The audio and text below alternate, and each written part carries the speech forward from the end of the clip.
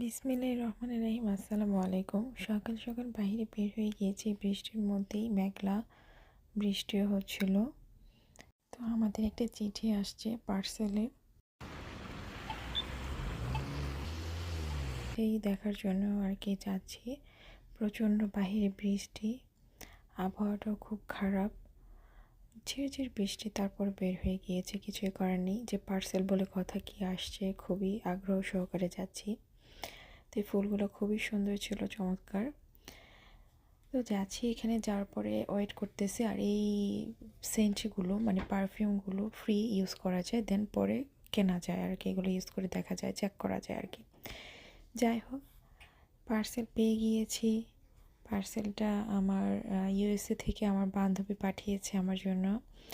এক কথা হলো, গিফট পেতে তো সবারই কম বেশি ভালো লাগে, এর মধ্যে একটা সারপ্রাইজ। আসলে আমি খুবই অবাক হয়ে গেছি, খুবই ভালো লাগছে। তো বান্ধবীকে অসংখ্য ধন্যবাদ। তো সবাই ভালো থাকবেন, ধন্যবাদ।